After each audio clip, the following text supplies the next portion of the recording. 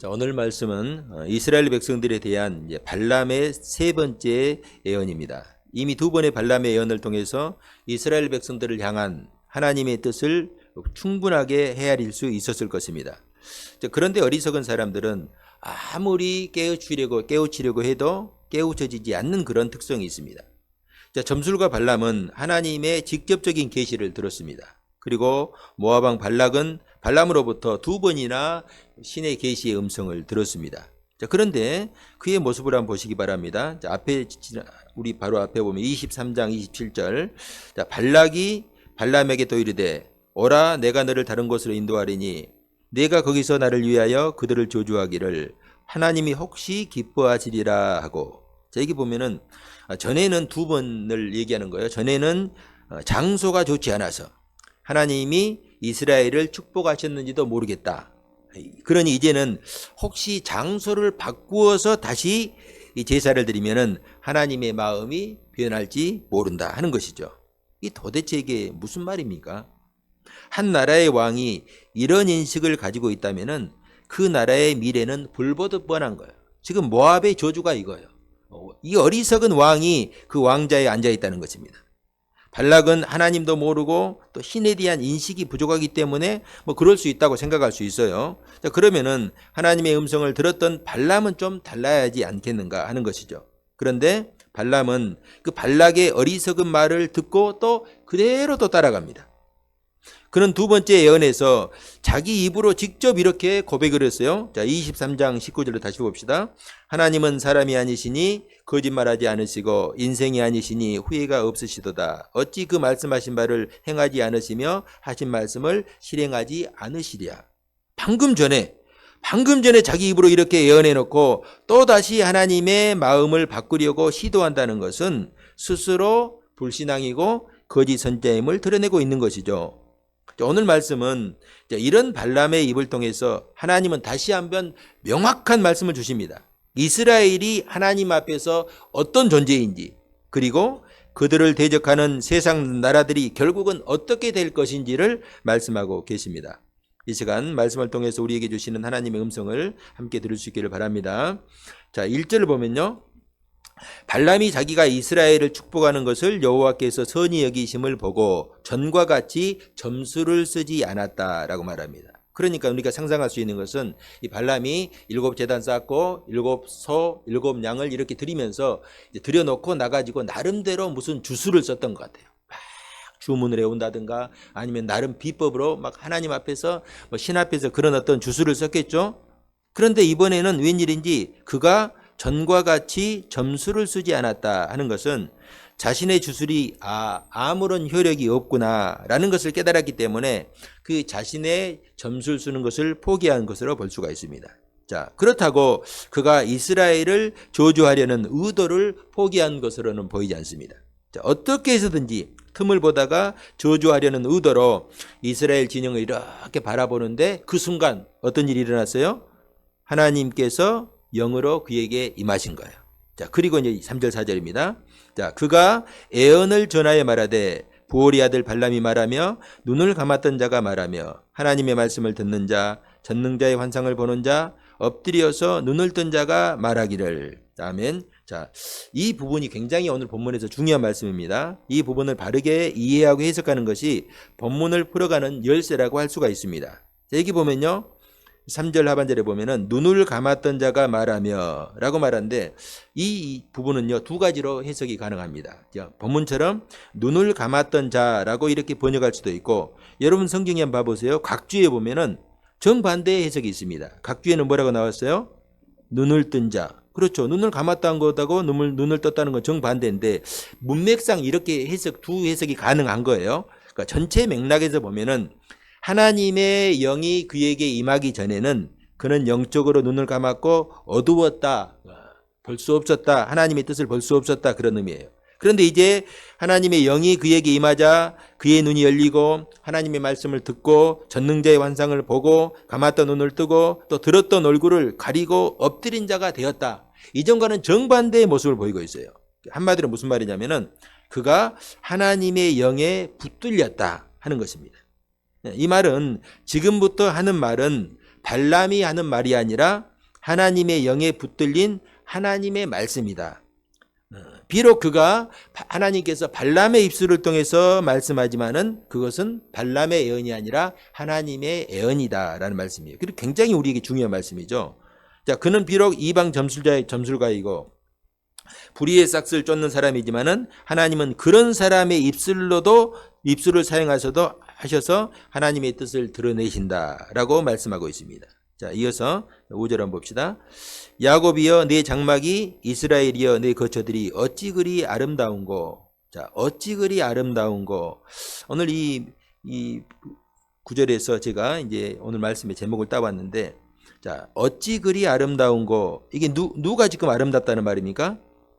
오늘 본문 문맥에서 보면은 좀 같이 합시다. 누가 아름다운 거예요? 이렇게 한글 국어를 몰라가지고 어떻게 우리가. 자, 이스라엘 백성들이 아름답다는 거죠. 여기 야곱의 족속도 이스라엘이니까 이스라엘 백성들이 지금 아름답다는 거예요. 그러면은 누구의 눈에 그 이스라엘 백성들이 아름답게 보인다는 거예요 지금?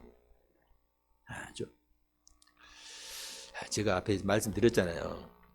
발람의 눈에 아름답게 보이면 아무런 의미가 없어요.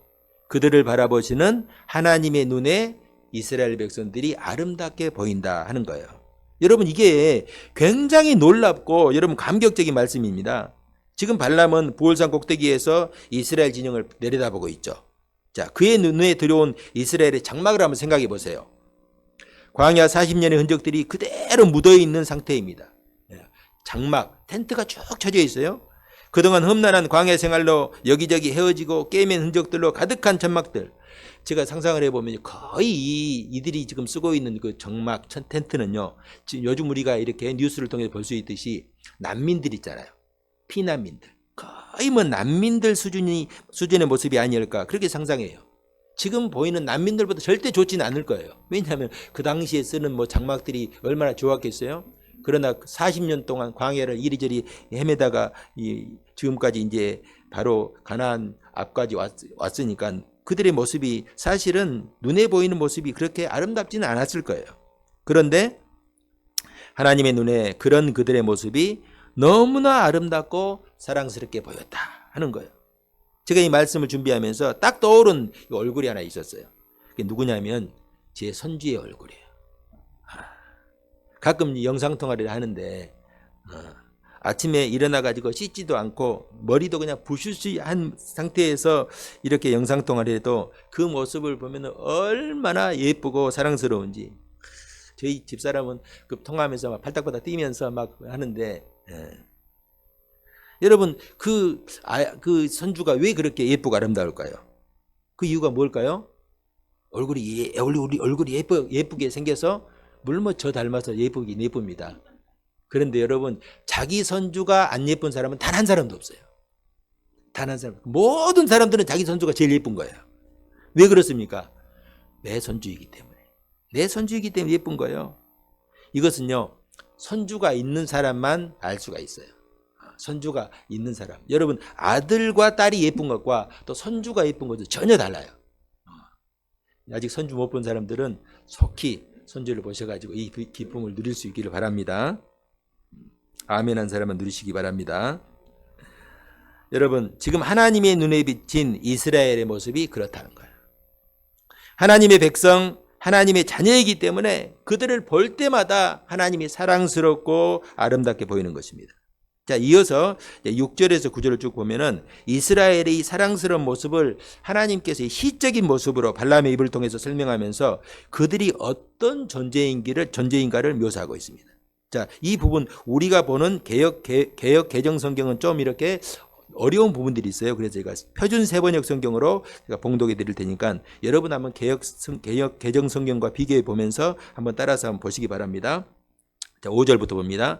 야곱아, 너의 장막이 어찌 그리도 좋으냐. 이스라엘아, 너의 사는 곳이 어찌 그리도 좋으냐.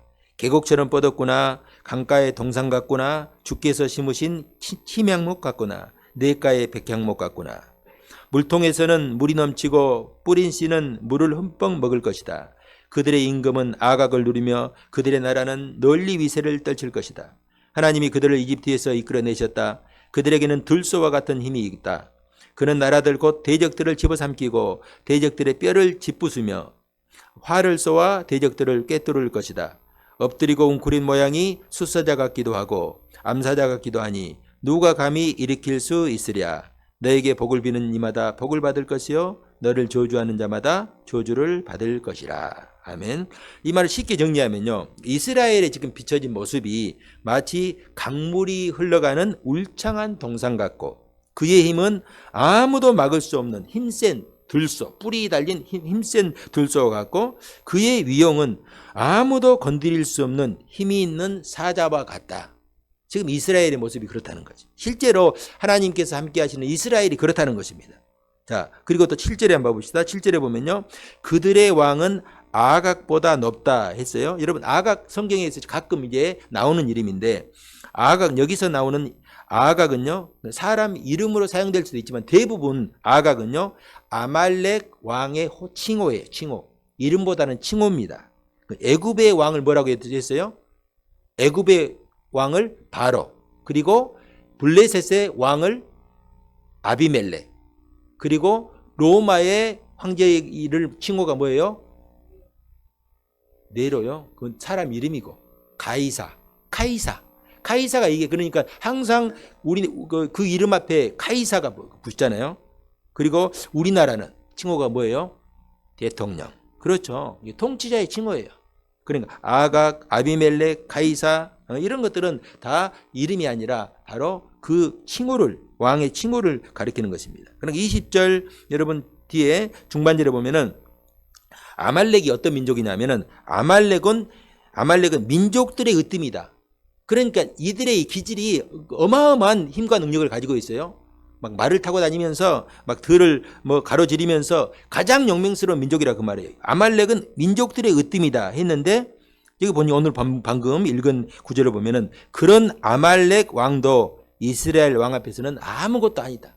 이스라엘 왕이 그들을 누르고 제압한다는 것입니다. 성도 여러분, 하나님의 눈에 보인 이스라엘의 모습을 기억하시기 바랍니다. 이 모습은 예수 그리스도를 통하여서 구원받은 우리 성도들의 모습이기 때문에 그렇습니다. 여러분, 내가 어떤 존재인지, 나에게 어떤 신분과 능력이 주어졌는지 아는 것이 중요해요. 내가 하나님 앞에서 어떤 존재인지를 아는 게 중요해요. 이것을 깨달았던 바울 사도는요, 이렇게 고백했죠. 고린도후서 6장 9절에서 10절에 보면요, 나는 무명한 자 같으냐 유명한 자여, 죽은 자 같으나 보라 우리가 살아있고, 징계를 받은 자 같으나 죽임을 당하지 아니하고, 근심하는 자 같으나 항상 기뻐하고, 가난한 자 같으나 많은 사람을 부유하게 하고, 아무것도 없는 자 같으나 모든 것을 가진 자로다. 자, 여기 보면 마지막에 아무것도 없는 자 같으나 모든 것을 가진 자로다. 이 말씀이 굉장히 저는 중요합니다. 자, 로마서 8장 17절에 보면은 이렇게 말씀합니다. 자녀이면 또한 상속자 곧 하나님의 상속자여 그리스도와 함께한 상속자라. 이렇게 말씀하고 있습니다. 우리는 비록 연약하고 부족합니다. 그러나 하나님의 자녀인 우리는 그리스도와 함께하는 하나님의 상속자다. 하늘나라를 유업으로 받을 자고 이미 받은 자들이에요. 여러분, 세상 모든 것을 다 가졌다고 해도 하나님이 없으면 아무것도 아닌 거예요. 그러잖아요. 예수님께서 비유를 통해서 어리석은 부자가 풍년이 들어가지고 얼마나 그냥 많은 곡식을 거뒀으면 창고에 그걸 다 쌓을 수가 없어요. 그래서 창고를 새로 지은 거예요. 그 정도로 부자예요. 그런데 그 하나님이 없으니까 그날 밤 죽으니까 아무런 의미가 없는 거예요. 그러나 아무것도 없는 것처럼 보여도 그가 하나님의 자녀이고 하나님을 품에 품고 있으면은 세상 모든 것을 다 가진 자예요. 왜? 하나님께서 세상 모든 것의 주인이기 때문에 그렇습니다. 오늘 이 고백이 우리 모두의 고백이 될 수 있기를 주님의 이름으로 축복합니다. 자, 그리고 마지막 부분에요, 아주 중요한 말씀이 방금 있습니다. 이것은 이미 이스라엘의 조상 아브라함에게 수백 년 전에 예언했던 말씀이에요. 자, 9절 중반절에 보면은 너를 축복하는 자마다 복을 받을 것이요 너를 저주하는 자마다 저주를 받을지로다. 자, 이스라엘에게 복을 비는 자는 복을 받을 것이고 이스라엘을 저주하는 자는 저주를 받게 된다 하는 말씀이죠. 왜 그런가요?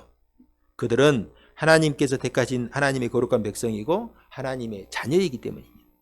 자, 그렇다면은 발람은 당장 이스라엘 백성들을 저주하려는 이 발락의 요구를 거절하고 그 자리를 떠나야죠. 속히 그 자리를 피해야 합니다. 왜냐하면은 하나님께서 이스라엘을 저주하는 자는 반드시 저주하시기 때문에.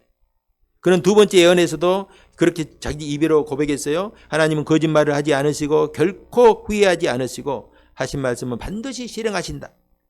그럼에도 발람은요, 그 자리를 떠나지 못하고 있어요. 무엇 때문에 떠나지 못합니까?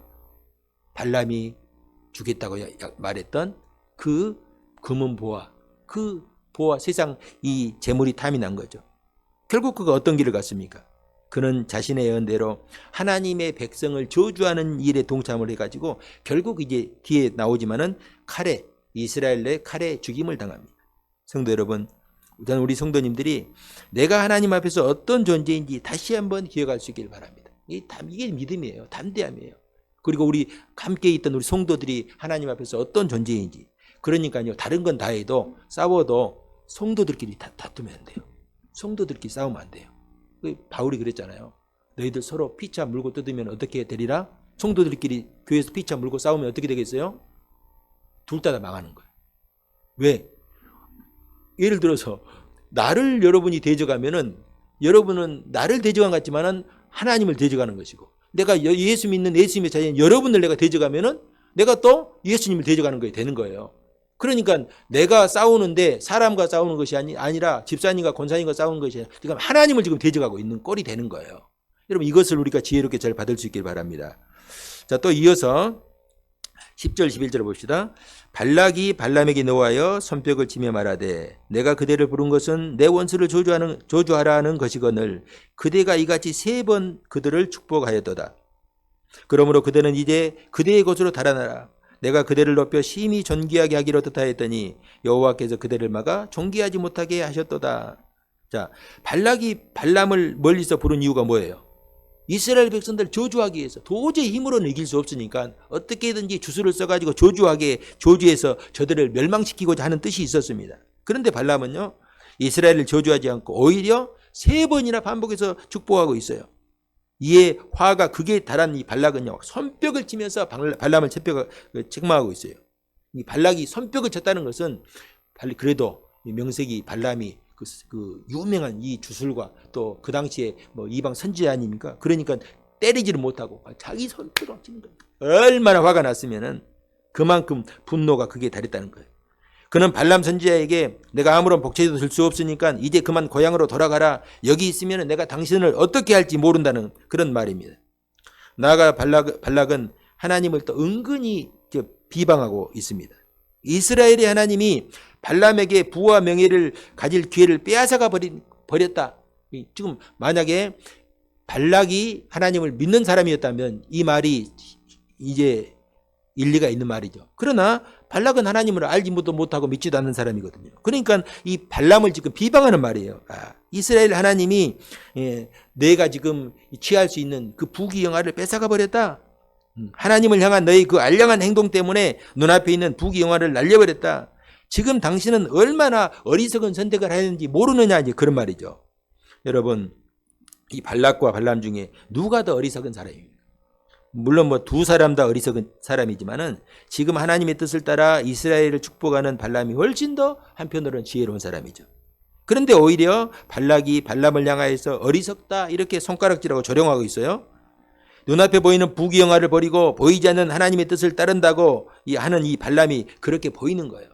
지금 발락의 눈에는 그렇게 보인 거예요. 왜 그렇게 어리석은 짓을 하냐? 말로 한 번만 이스라엘 저주하면 금은 보화가 당신 앞에 놓여 있는데 그걸 못 아느냐? 여러분, 이것이요, 전형적으로 하나님을 알지 못하는 세상 사람들의 모습입니다. 당장 눈앞에 이익이 있는데 하나님의 뜻이라는 명분으로 그것을 거부하는 그리스도인들은 세상 사람들이 보기에 이해할 수 없는, 눈 한번 딱 감으면 되는데 눈 한번 딱 감고 함께 세상 사람들과 함께 발을 맞추고 술도 마시고 또 불의한 일도 한 번만 눈 감으면은 그냥 수많은 이익이 있는데 왜 그걸 못하느냐는 것이죠. 그런데 여러분, 하나님은 분명하게 말씀합니다. 불의의 싹을 따라 불의한 일을 행하는 자는 반드시 그 불의한 값을 받게 된다. 하나님께서 받게 하신다는 거예요. 그러나 하나님의 말씀을 따라 내가 당장은 손해가 보고 내가 조금 이해가 되지 않아도 하나님의 살아계심을 믿고 하나님의 의를 따라 행하고 선을 행하게 되면은 때가 되면 반드시 하나님께서 그것을 거두게 하신다. 이 하나님의 이게 진리의 말씀이에요. 여러분 한번 요셉을 한번 생각해 보세요. 요셉이 형들에게 노예로 형들의 손에 의해서 노예로 팔렸다가 하나님의 그 은혜로 간신히 어떻게 보디발 장군의 집에 들어가 가지고 또 하나님의 또 은혜로 그 보디발 장군에게 신임을 받아서 그 집의 가정 총무로 그가 이제 인정을 받았죠. 세움을 받았죠. 그때에 여러분 보디발의 이 아내가 요셉을 유혹합니다. 제가 한번 생각을 해봤어요. 보디발의 아내가 예뻤을까요? 예쁘지 않았을까요? 아마 바로 다음 갈 정도로 그렇게 예쁜 아내였을 거예요. 왜냐하면 그 당시에 무인 시대였잖아요. 그 보디발은 이 애굽의 바로의 아주 친위 대장이었으니까 얼마나 권세가 있겠어요. 당연히 예쁘겠죠. 젊고 예쁘겠죠.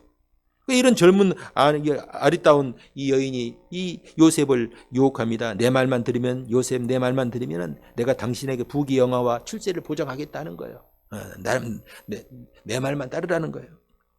그러나 요셉은 보디발 장군이 들어온 것이 아니라 살아계신 하나님을 기억하고 과감하게 그 유혹을 뿌리칩니다. 여러분 이게 결코 쉬운 일이 아니에요. 정말 쉬운 일이 아니에요. 이것은 다윗도 결국 거기에 넘어졌잖아요. 이 일로 인해서 어떤 요셉에게 어떤 일이 닥칩니까? 아주 그냥 보디발 아내가 그냥 아주 한을 품고 누명을 씌워가지고 결국은 그것 때문에 감옥에 갔습니다. 여러분 그 요셉의 그 일생이 결국은 어떻게 됐어요? 하나님께서 그 감옥에서 그를 건져주시고 결국은 그가 애굽의 총리가 되게 했어요. 자, 그렇기 때문에 성도들은요, 우리가 믿음을 가지고 말씀을 따라서 선한 일, 하나님께서 기뻐하시는 일을 행하는데 담대할 수 있어야 돼요. 네. 그냥 세상적인 어떤 가치 판단으로 하면은 좀 마음이 좀 기울 수도 있고 조금 왔다리 갔다리 할 수가 있어요. 그러나 하나님은 반드시 살아계신다. 하나님은 지금 내 모습을 보신다. 그리고 이 내가 지금 결단한 대로 하나님께서 갚아주신다. 이 믿음이 있어야 돼요. 그래서 요한일서 5장 14절에 보면은 우리의 담대함은 이것이니 그의 뜻대로 무엇이든지 구하면 하나님께서 들으신다. 우리가 여러분 내 뜻과 내 이익을 따르는 것이 아니라 하나님의 뜻을 찾고 그것을 붙들고 구하면은 하나님께서 들으시고 갚아주신다. 이게 성도들의 담대함이고 힘입니다. 우리가 하나님의 뜻을 구하고 찾으면요 하나님께서 반드시 함께 하시고 응답하심을 믿을 수 있기를 바랍니다. 자, 이어서 17절에서 24절까지의 내용은 발람의 마지막 예언인데 먼 장래에 일어날 일 그리고 역사의 주인 되신 하나님께서 이루시는 역사의 종국에 대한 말씀인데 굉장히 중요한 말씀이에요. 그런데 이 부분을 좀 길게 할 수는 없고 제가 핵심적인 말씀만 제가 말씀을 드리겠습니다. 자, 17절 봅시다. 내가 그를 보아도 이때 일이 아니며 내가 그를 바라보아도 가까운 일이 아니로다. 한 별이 야곱에게서 나오며 한 규가 이스라엘에게서 일어나서 모압을 이쪽에서 저쪽까지 쳐서 무찌르고 또 셋의 자식들을 다 멸하리로다. 자, 발람은 놀랍게도 지금 있을 일이 아니라 장래 올 어떤 한 인물에 대해서 예언을 하는데 여기 보면 한 별이 야곱에게서 나오며 한 규가 이스라엘에게서 일어난다. 자, 여기서 한 별, 이 별은요 메시아 그리스도에 대한 예언입니다. 신약에서는 예수 그리스도가 광명한 새벽별로 이제 묘사되는데 인류를 어둠에서 빛으로 인도하시는 분으로 예수 그리스도가 이 땅에 오셨죠. 그리고 그 다음에 한 규라는 말은 사실 우리가 사용하지 않아요. 근데 보면은 에스더에서 보면은 홀 그리고 왕이 사용하는 지팡이, 왕의 지팡이 이걸 가리키는 거예요. 그러니까 성경에서 이 규나 홀이나 지팡이는 왕의 통치권을 상징합니다. 그러니까 왕이 어떤 사람의 죄를 사해 주면요 왕이 지팡이를 딱 내밀어요. 그러면은 지팡이를 끝을 딱 잡으면은 왕이 모든 죄를 다 사해 주는 그런 권세가 있는 거예요. 그 왕의 통치권을 상징하죠. 창세기 49장 10절에 보면요 홀이 유다를 떠나지 아니하며 라는 이 예언과 연결해서 야 유다 지파에서 유다를 떠나지 않다 야곱의 12아들 중에서 유다에게서 메시아가 나오겠다라는 예언이죠. 장차 그가 일어나서 여기 보면은 모압을 쳐서 무찌르고 또 셋의 자식들을 다 멸절한다 이렇게 예언하고 있죠. 자, 이 예언의 말씀은 바로 앞에 세 번째 마지막 예언, 마지막 말씀 너를 저주하는 자마다 저주를 받을지로다 라는 말씀의 첫 번째 성취로도 볼 수가 있어요. 자, 이 말씀대로 결국은 이스라엘을 대적하는 모압은 저주를 받아 멸절하게 될 것입니다. 그리고 이어서 소개되는 이제 쭉 보면 17절의 셋의 자식들 또 18절의 원수의 돔 20절에 아말렉 그리고 21절에 겐족속 이런 이름들은 이스라엘을 대적하는 나라와 민족들의 멸망에 대한 말씀입니다. 그 뭐 어떤 나라든지 너를 대적하는 나라들은 다 하나님께 심판하시고 멸망케 하신다 하는 말이죠. 심지어는요, 먼 훗날, 그러니까 이때로부터 한 800년, 1000년 뒤에 있을 일도 또 예언을 해요. 그게 뭐냐면 아수르의 멸망이에요. 아수르가 주전 612년 정도에 멸망했다고 하니까 이때로부터 한 800년 뒤에 있을 일을 말씀합니다. 자, 24절 한번 봐봅시다. 자, 기띔 해변에서 배들이 와서 아수르를 학대하며 에벨을 괴롭힐 것이나 그도 멸망하리로다 하고, 사실은 굉장히 우리 성도들에게는 난해한 구절이죠. 자, 그런데 가장 중요한 말씀, 기띔 해변에서 배들이 온다 말은요, 기띔 해변, 이건요 바다를 건너서 왔다는 말이에요. 그때 뭐 여러분 이 지금 이스라엘 백성들에게 바다는 어떤 바다예요? 지중해, 지중해죠. 그러니까 기띔 해변에서 바다를 건너서 왔다 하는 말로, 가깝게는 이건 기띔이 어디냐라고 하는데 학자들마다 조금씩 차이가 있는데, 첫 번째 가장 많은 그 학자들이 지지하는 게 키프로스. 그러니까 사도행전을 보면은 바울과 바나바가 첫 번째 선교 여행을 갈 때 첫 번째 도착했던 그 섬이 바로 키프로스입니다. 우리 성경에는 구브로, 그리고 또 한편으로는 그리스, 또 그 이후로 로마, 이런 지중해 서쪽에서 오는 나라들을 상징한다라고도 이 학자들이 주장해요. 어떤 뭐 주장이든지 문맥상으로는 사실 비슷합니다. 이런 무슨 말이냐면은, 이런 나라들이 바다를 건너와 가지고 아수르 같은 강력한 나라도 짓누르고 학대한다 그 말이에요. 그렇지만은 그 아수르가 여러분 우리 세계 역사에 있어서 굉장히 강력한 나라였습니다. 그런데 그런 강력한 나라를 이제 학대하고 멸망케 하는 그런 세력들이 일어날 것이지만은 결국은 그들도 다 멸망하게 된다. 그리스도, 로마도 다 무너지게 된다 하는 말이에요. 결국 모든 세상의 역사는 하나님의 손에 달려있고, 하나님께서 축복하시는 백성들은 복을 받아 영원할 것이다. 그러나 하나님을 대적하는 자들은 다 사라지게 될 것이다 하는 말씀이죠. 자, 이 말씀을요, 시편 기자가 아주 쉽게 이제 표현한 그 시편이 있는데 한번 찾아봅시다. 시편 2편 1절에서 4절 한번 봅시다. 구약성경 803면. 어찌하여 이방 나라들이 분노하며 민족들이 헛된 일을 꾸미는가? 세상의 군왕들이 나서며 관원들이 서로 꾀하여 여호와와 그의 기름 부은 받은 자를 대적하며 우리가 그들의 맨 것을 끊고 그의 결박을 벗어버리자 하는도다. 하늘에 계신 이가 웃으시며 주께서 그들을 비웃으시리로다. 아멘. 10절에 12절 제가 봉독합니다. 그런즉 군왕들아, 너희는 지혜를 얻으며 세상의 재판관들아, 너희는 교훈을 받을지어다. 여호와를 경외함으로 섬기고 떨며 즐거워할지어다. 그의 아들에게 입맞추라. 그렇지 아니하면 진노하심으로 너희가 길에서 망하리니 그의 진노가 급하심이라. 여호와께 피하는 모든 사람은 다 복이 있도다. 여러분, 어떤 사람이 복이 있다고 해요? 여호와께 피하는 모든 사람이 복이 있는 거예요. 여호와를 대적하지 말고 여호와께 피하라, 여호와를 섬기라, 그런 말이죠. 이스라엘이라는 특별한 민족에게만 복이 있는 것이 아니라 여호와께 피하는 모든 나라와 백성들이 복이 있다. 하나님께서 이스라엘 선택하신 것은 그들만 잘 먹고 잘 살게 하려는 것이 아닙니다.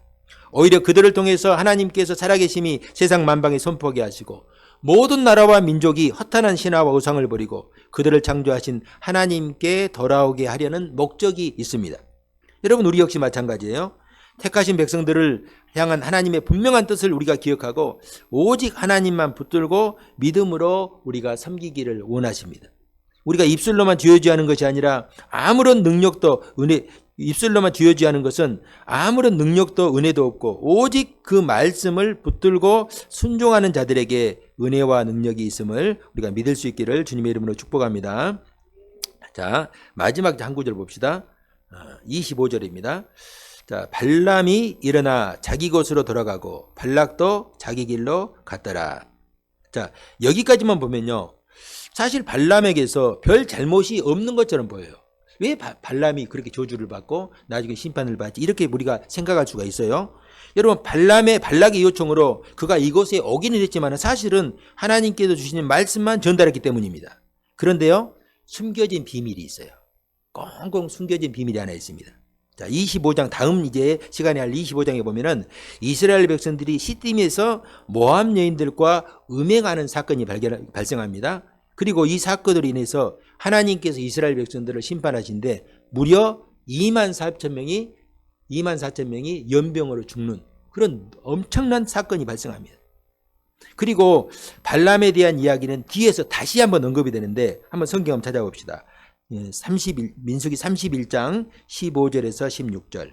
다 같이 합독합시다. 시작. 모세가 그들에게 이르되 너희가 여자들을 다 살려두었느냐. 보라, 이들이 발람의 꾀를 따라 이스라엘 자손을 보올의 사건에서 여호와 앞에 범죄하게 하여 여호와의 회중 가운데에 연병이 일어나게 하였느니라. 아멘.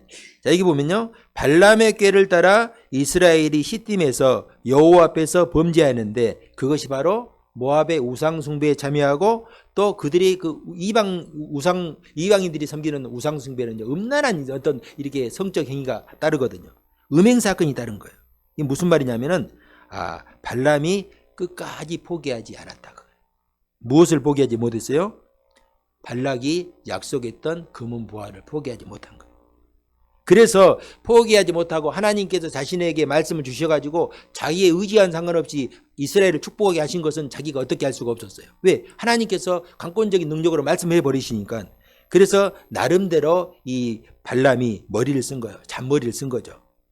요한계시록 2장 14절에 보면 이렇게 말씀합니다. 요한계시록 2장 14절. 그러나 내게 두어 가지 책망할 것이 있나니 거기 내게 발람의 교훈을 지키는 자들이 있도다. 자, 발람이 발락을 가르쳐 이스라엘 자손 앞에 걸림돌을 놓아 우상의 제물을 먹게 하였고 또 행음하게 하였느니라.